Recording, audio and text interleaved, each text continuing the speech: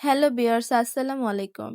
আজকে আমি রান্না করব হচ্ছে আলু দিয়ে বেগুন দিয়ে ভুনা ভুনা করে রান্নাটা করব। তো তার জন্য কিন্তু এখানে আমি আলু আর বেগুনগুলোকে গোল গোল করে কেটে নিয়েছি। এগুলোকে এখন লবণ আর হলুদ দিয়ে মাখিয়ে কিছু সময় রেখে দিব। তো আমার মেশানো কিন্তু হয়ে গেছে। 10 মিনিট পরে এগুলোকে ভেজে নিচ্ছি। এখানে আমি কড়াইয়ে দিয়ে দিব হচ্ছে তেল। তেলটা গরম হয়ে গেলে এখানে আমি বেগুনগুলো দিয়ে দিব।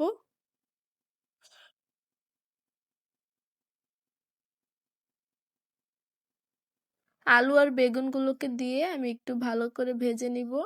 যেহেতু রান্না করব তো লাল লাল করে ভাজার দরকার নেই, হালকা একটু ভাজা হলেই হয়ে যাবে।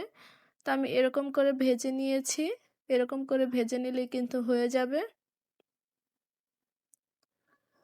তোমার ভাজাটা হয়ে গেছে, এখন এগুলোকে তুলে নিব আর বাকি বেগুনগুলোকে কিন্তু আমি ভেজে নিব।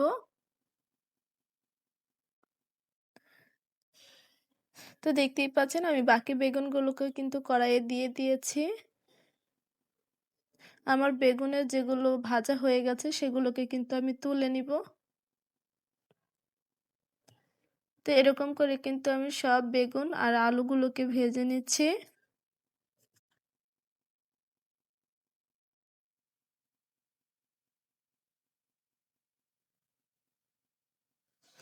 তোমার ভাজা হয়ে গেছে, এখন এগুলোকেও তুলে নিব।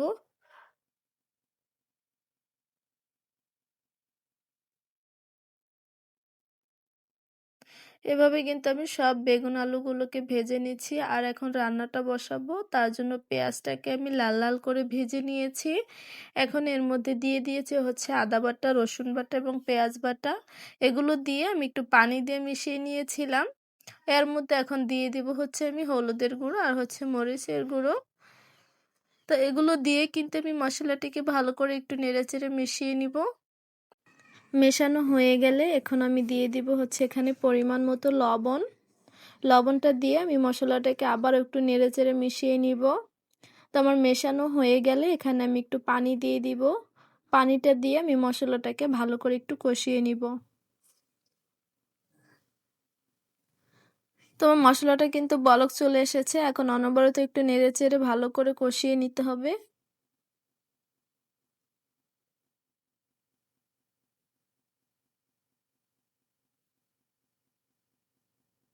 তো দেখতেই পাচ্ছেন আমার মশলাটা কিন্তু কষানো হয়ে গেছে।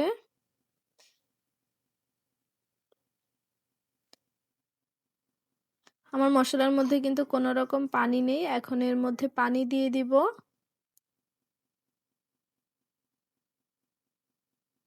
পানিটা দিয়ে আমি ভালো করে একটু নেড়েচেড়ে মিশিয়ে নিব।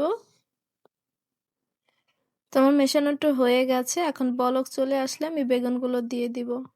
আর আমার পানিটা কিন্তু বলক চলে এসেছে, এখন আমি বেগুন আর আলুগুলো ভেজে রাখা এগুলো দিয়ে দিব। তো সবগুলো বেগুন আলু দিয়ে আমি আবার একটু ভালো করে নেড়েচেড়ে মিশিয়ে নিয়েছি। আর এদিকে আমার বেগুনটা কিন্তু বলক চলে এসেছে, এখন আবার একটু নেড়েচেড়ে মিশিয়ে নিব।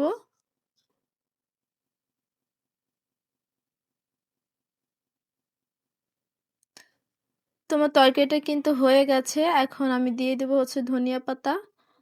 ধনিয়া পাতাটা দিয়ে আমি আরো কিছু সময় একটু জাল করে নিব।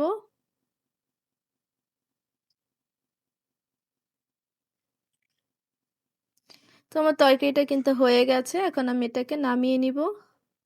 আর দেখুন কত সুন্দর হয়ে